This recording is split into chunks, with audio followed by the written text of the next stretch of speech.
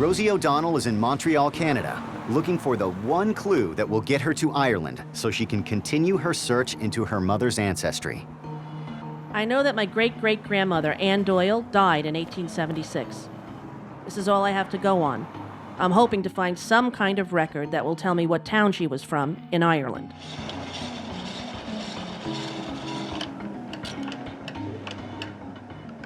I feel like I'm on a scavenger hunt in another time, in another country, in another language.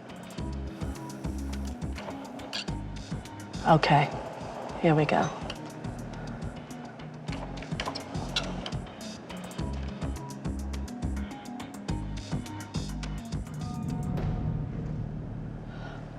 There it is. I don't believe it. Anne Doyle, beloved wife of Andrew Murtha, a native of Kildare, Ireland. Ding, ding, ding, ding, ding. We have a winner. Kildare.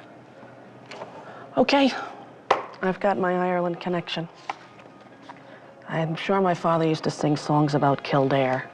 In the County Tyrone by the town of Kildare. And I don't know if that's the same place, but Kildare, Ireland. How about that? At last, I have found a link to Ireland. I feel like I won the lottery, in a way, because I never thought that there would be a mention of Anne Doyle's death in the newspaper, but there it was, from Kildare, Ireland. We have some place to start in the old country. What are the chances of that? It's much more moving than I expected it to be. So, at long last, I'm finally going to Ireland. My whole journey has been building up to this moment. Next up, I want to find out about my great-great-grandparents, Andrew Murtha and Anne Doyle. I want to know about their family and why they left Ireland. So, I'm meeting with genealogist Nicola Morris. We have found Andrew Murtha's family. You have? Yeah. In a parish called Blessington, just beside County Kildare. Okay, so do you want to go and take a look at the records? I do, and I have some scary news for you. Okay. I'm going to try to drive us there. Okay. And I've never driven on the wrong side of the road. No it's insult. It's not the wrong side No of the road. insult intended. All right, come with Okay. me. We'll see what happens. Do you have insurance? I do, yes. Okay. You should be fine. Watch yourself there, Bert. You're okay, you're okay. Okay, good. Thank you. Nicola and I are off to a local church in the neighborhood close to where the Murtha family lived. When I was in Montreal, I learned that my great-great-grandparents had 3 children born in Ireland. So I'm going to see if we can find any mention of any of them in the baptismal records. All right, so what do we have here? This is the Register of Baptisms and Marriages for the parish of Blessington.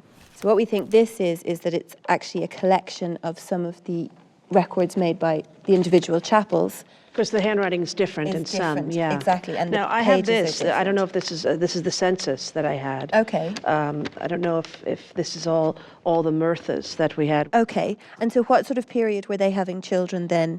This was the, 1861. yes, exactly. So in the 1830s, 1840s? Right, that's when they would have been baptized. Okay, here is one of the baptismal records.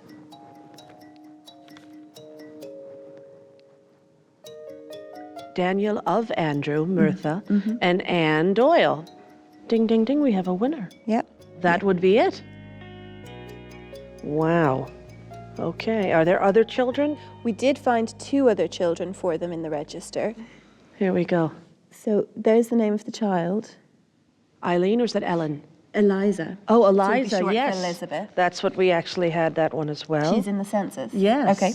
And the last one, here we go. So here's a Murtha, yes? Yeah, that's right. So that's Patrick. Patrick. So there's no record anywhere of Thomas in here? No, but I think from looking at this register, because it appears to be in fragments, I think that there are probably elements of it missing. That were lost? Yeah. And Patrick, we have no record of on the census. So he isn't with the family in 1861. He is not. Of the 3 children listed on the Canadian census, I've actually found Eliza and Daniel in the church records.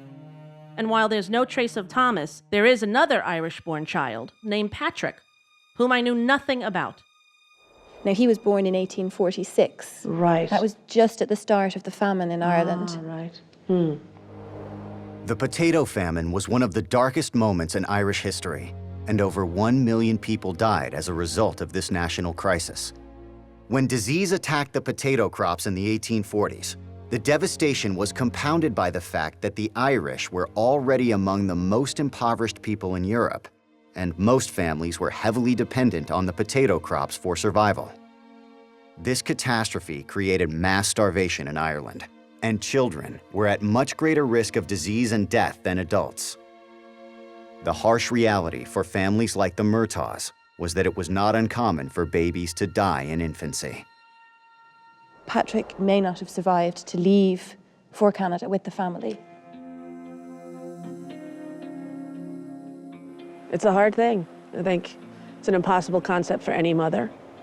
And to know that that's sort of part of your heritage and history makes you, I think, or me, really grateful for the children that I have that are healthy, that are alive, and for the time that I live in where, you know, it's not so commonplace.